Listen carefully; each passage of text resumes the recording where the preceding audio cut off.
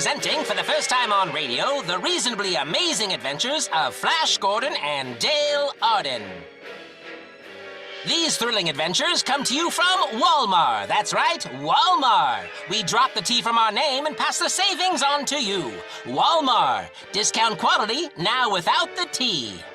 And the Sunday Comic Weekly, the world's second greatest pictorial supplement of humor and adventure after the Magna Carta. The Comic Weekly, like the Magna Carta, is now printed in 32 tabloid-sized pages, each page in full 4 colors, and is distributed everywhere as part of the Hearst Sunday newspaper and Cock and Bustin' magazine. Racing high above the Earth, comfortably seated in a giant aeroliner, Flash Gordon, an internationally famous athlete, orders more flambé bananas and looks admiringly through the flames across the aisle at Dale Arden, his lovely, angel-faced companion on his air voyage.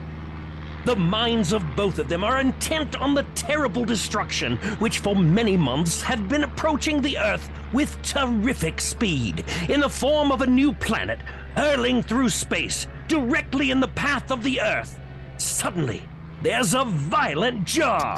The plane lurches into a spinning nosedive. Flash Gordon's trained muscles carry him across the aisle to steal a napkin from the flight attendant. He then grabs the frightened Dale to gather her in his arms and then leap free of the falling plane. After pulling the ripcord of his parachute, the pair glides towards Earth. I wondered if I had a parachute. Before we jumped, Flash? No. Well, a little bit. Hey, don't be frightened, Dale. The plane has crashed. We're safe. Yes, thanks to you. Yeah, and that chute I wasn't too sure about. Hold fast, we're landing now. Careful, easy. Ooh. Are you all right, Dale? Yes.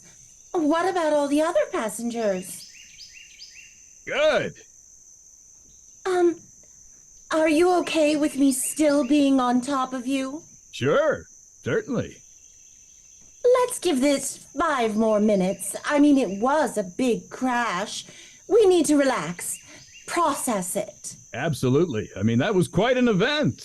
Heart's racing. You saved me. We floated down together. You didn't even have to pull that second lap parachute you got there. I don't have a second parachute, Dale.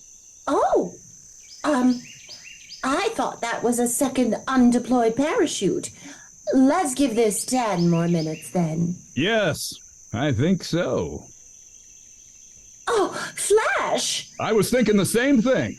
No, look, Flash. There's a large steel door. It's opening. Why, that's the laboratory of the great scientist, Dr. Hans Zarkov. You know him? Of course I don't. I see, but then... Look at that sign, woman. This is the laboratory of the great scientist, Hans Zarkov. He seems to be watching us. Dang it! He's coming this way. No, not cool, man. Just not cool. So he's a complete pervert. And a sea blocker. Well, wait, maybe he saw the crash and wants to help us. I'll call out to him. Define help us. He has a gun. I hope you'll pardon us for breaking in on you so unceremoniously, Doctor, but you see here we had to bail out of our doomed craft. Since then, she's been undulating on me here on the ground, as you do. I'm sure you understand. What about the other passengers? Good. I see you for what you are. Spies, come to steal my secrets, but I have the answer for that. Come with me. Put that gun away, Professor Zarkov. See? Spies! How else would you know my name? It says it right there on your coat. This is the lab coat of the great scientist, Dr. Hans Zarkov. The man is mad, Dale. We have to humor him. Okay. I guess I'll have to get off now. Let's do that later, Dale. He's really distracting me. All right, Professor. All right. Look, since we can't together, I guess we'll come with you. Too crude? Yes, and I understand it all too well. Get down this ladder. Into this underground silo. Down! I tell you, down. All right. There now. We are in my rocket ship, and in 10 seconds we will be on our way to the new planet. We might all die for science. Probably not. Could be from my driving. You never know. I just have a permit. You seem oddly happy, Doctor. Yes, I made a poop. I've been trying for days. Too crude? Yes. Oh, Flash, the Doctor is mad.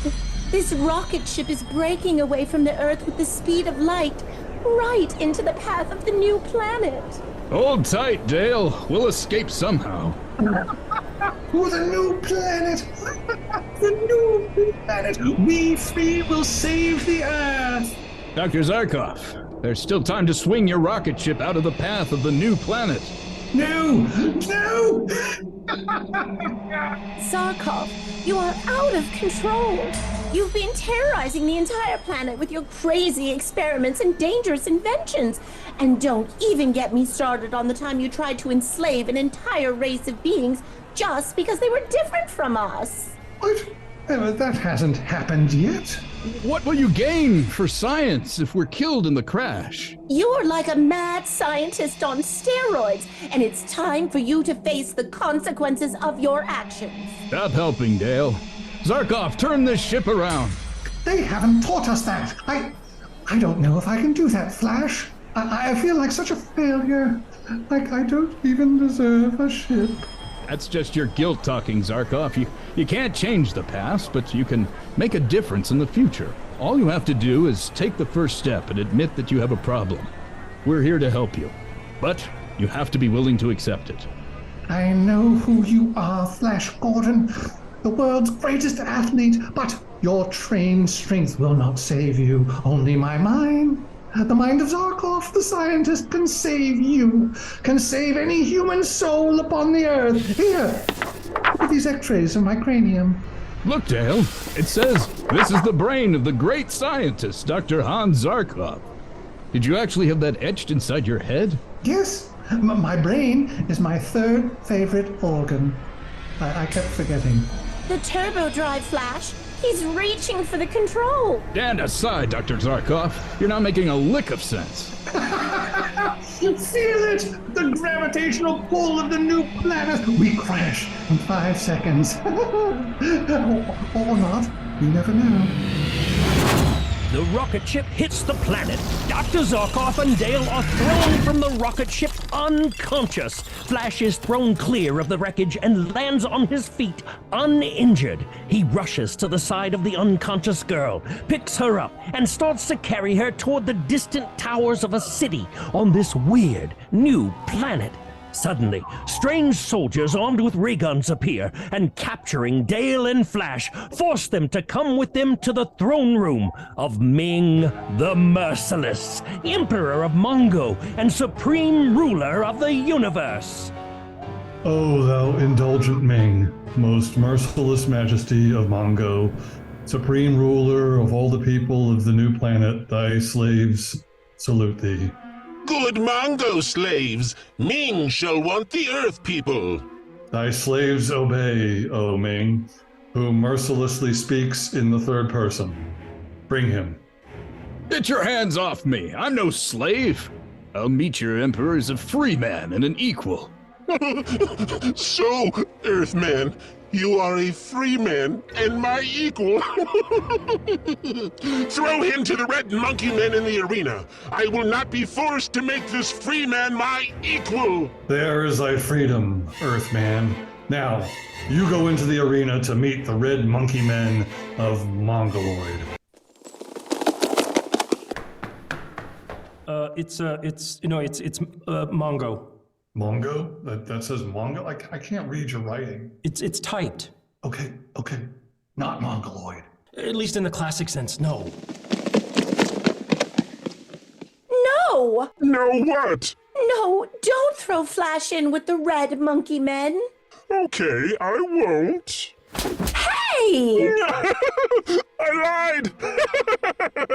I didn't know where you were pointing. Flash, I see you've met my little friends. Little friends? These things are huge. Well, technically big boned. We aren't huge as such.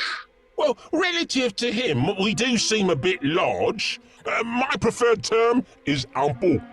These Red-Monkeymen are trained to kill. Not trained per se. We dabble. It's more of a hobby, really. Don't worry, dear. Where's Ming? Oh, Emperor Ming!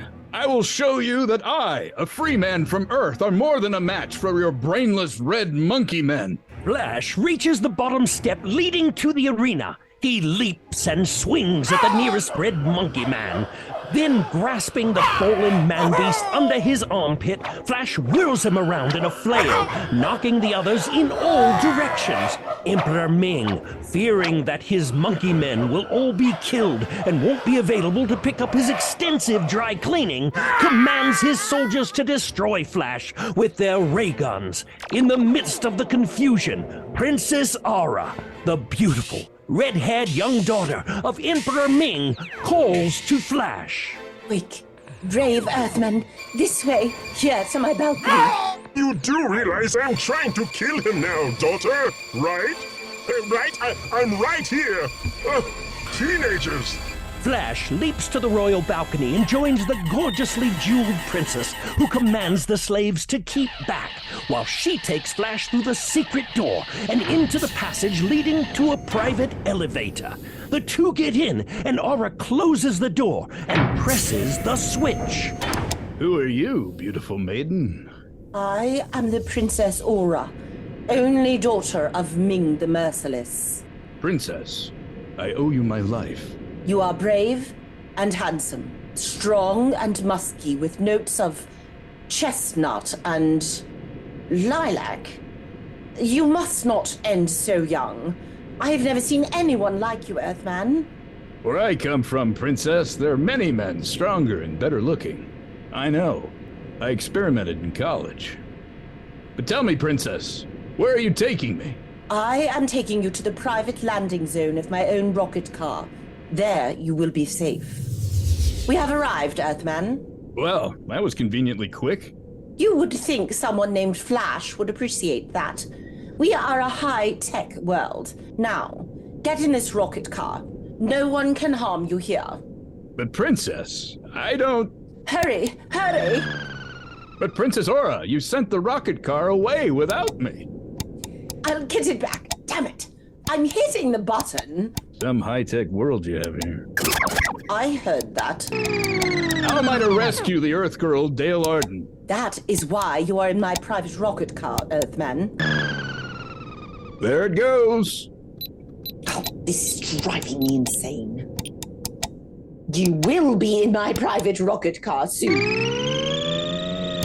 Oh my God! Why won't this work? Why do you want me in the rocket car now? So Dale Arden can never be rescued by you.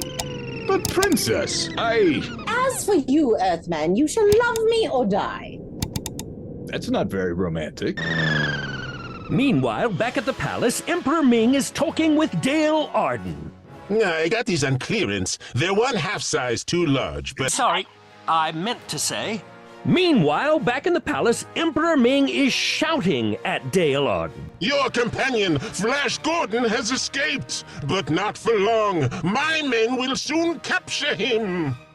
What are you going to do with me, Emperor Ming?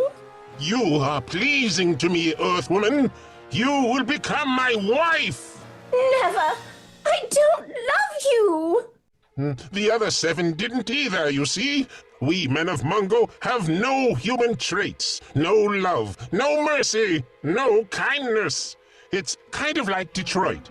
Whether you love me or not makes no difference. You shall become my wife as soon as the ceremony can be arranged. Your Majesty, look into the spacograph. Our city is being bombarded by the space gyros of the Lion Men.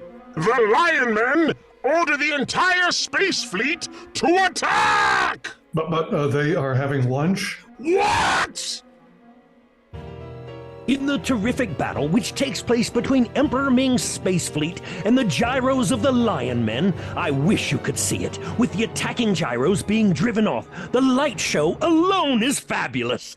The rocket ship in which Flash Gordon had been held captive is destroyed, and Flash is thrown to the ground unconscious. Sometime later... Hello? Hello? Sometime even later... Hello? Later that night...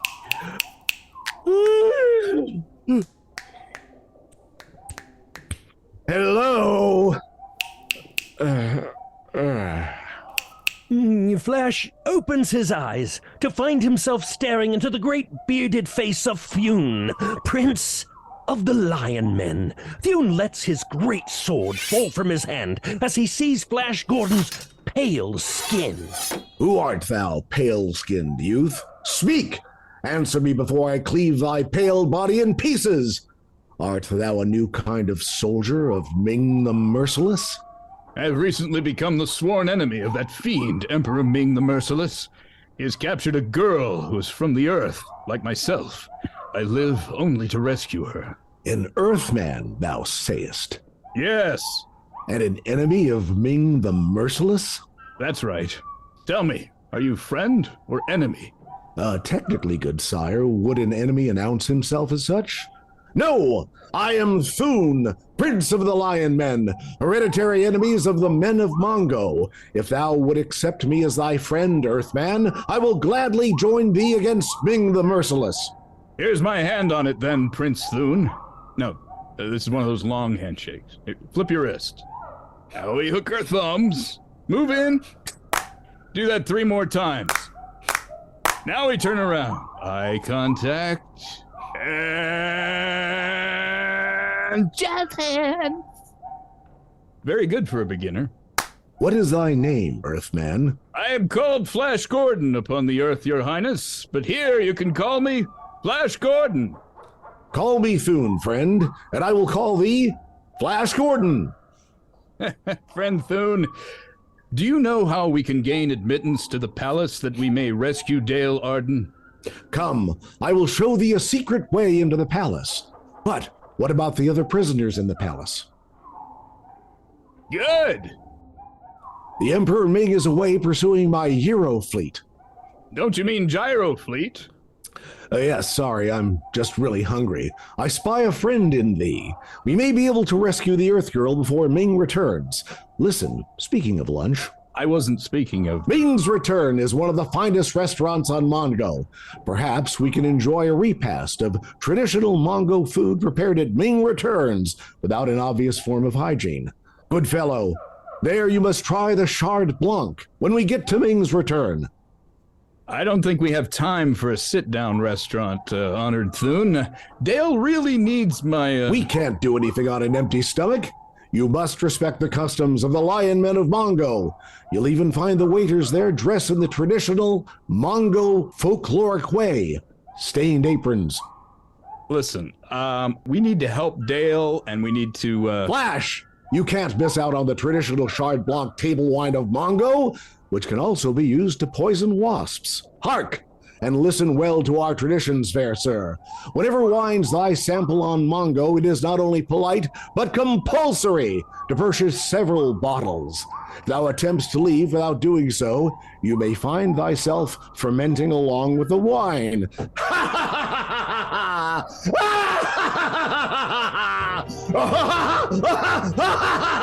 That's how Chard Blanc is made.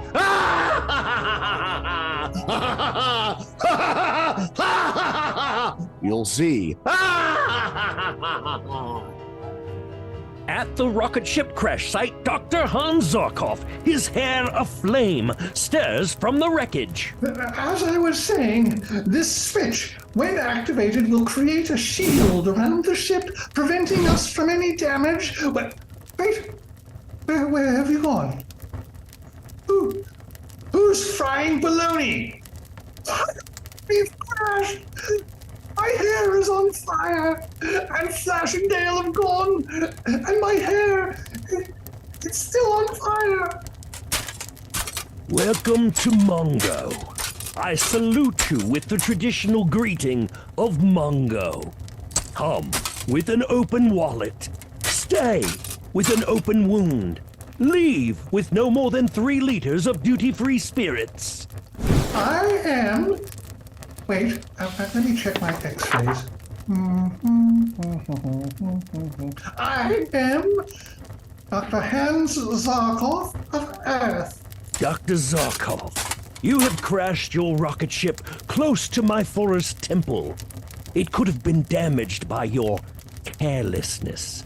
My glittery temple is considered a little ostentatious by some of the more traditional religious thinkers of Mongo. They question the spiritual integrity of a shrine boasting its own mirror ball. But no matter. What are you doing in my arboreal lands? Help! I must save parts of my rocket ship and then, eventually, put out my hair. You, the redhead. I'm talking to you, ginger boy. Stop jumping around. You are my prisoner. You don't understand. I am here to save all of you. You seem insane. Very well. I will hear you out. But first, we must attend to your hair. It's still on fire, you know. Thank you. Yes, I have been aware of that for some time now. What should I call you? You must call me what all those in Mongo call me.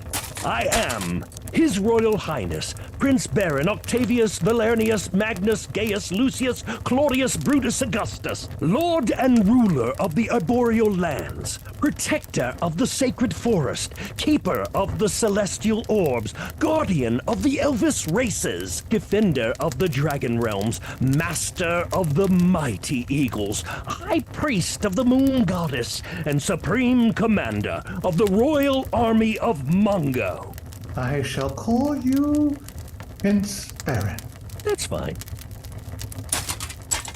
Now, about the hair. Do you have any water, pressurized or otherwise? Extinguish him and take him to my arena. I think we've found our next prisoner.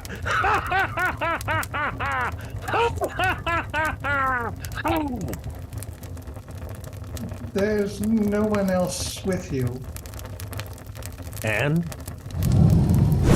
Flash Gordon and his powerful newfound friend Prince Thune go first to the space gyro, and there Thune gazes intently into the thought projector, in which he not only sees Dale Arden captive, but they also have revealed to him a secret way leading into the throne room of the palace. Flash pushes Thune aside.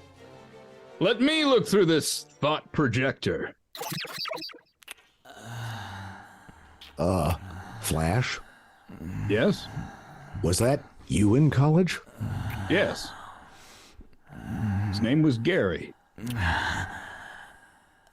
The secret passage is known as the Tunnel of Terror because of the deadly beast which lie within its gloomy walls.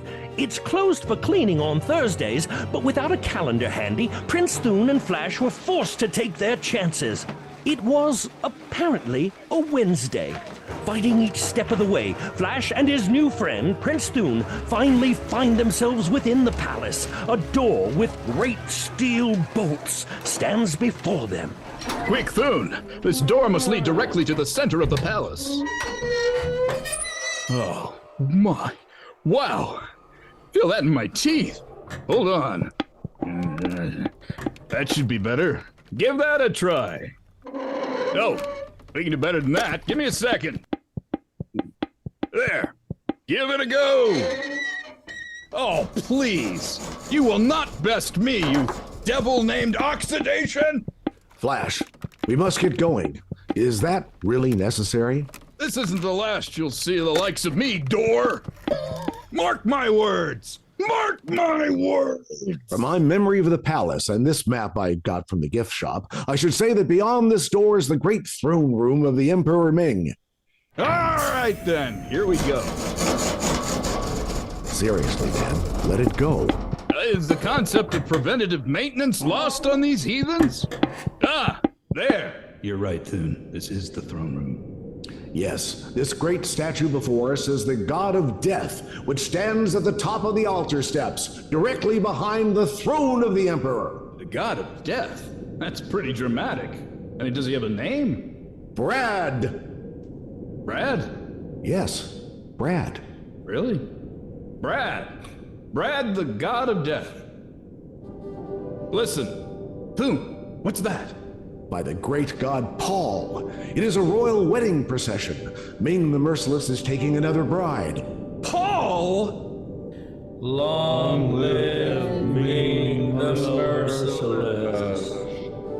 Long live Ming the Merciless.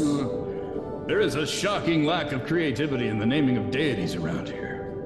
Look, he's coming up the altar steps, Thune. I'm gonna look around the idol. To look around the idol means death. Not just any type of death. Brad death. One of the worst. Thou must not. Come back! Come back, Flash! Thune, save yourself! I'm going to rescue my Earth friend Dale Arden. She's being forced into a marriage with Ming the Merciless. Prince Thune of the Lion Men does not save himself at the expense of his friends. If thou must die, I will die by my own hand. Stop it! Put that sword away! Brad, damn it. Dale! This way, Dale! We are in luck. According to this schedule, Brad is cleaned on Wednesdays. After them! This way, Dale! Down this passage, Earthling, and as fast as thou canst run. Quick, you! They're swarming after us down this tunnel. Quick! Help me close this massive iron door. See? The oil just needed a few minutes to soak in. We meet again, door, and I had bested thee.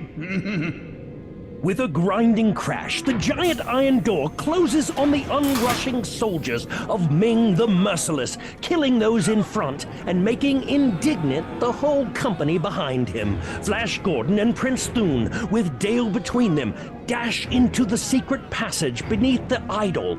The way becomes steeper. They slip and fall, down, 100 feet or more into a whirling underground river of Mongo sewage. They're swept along down a raging current and over a falls into a lake. With the powerful strokes of a champion swimmer, Flash sets out for the shore, towing Dale by the hair.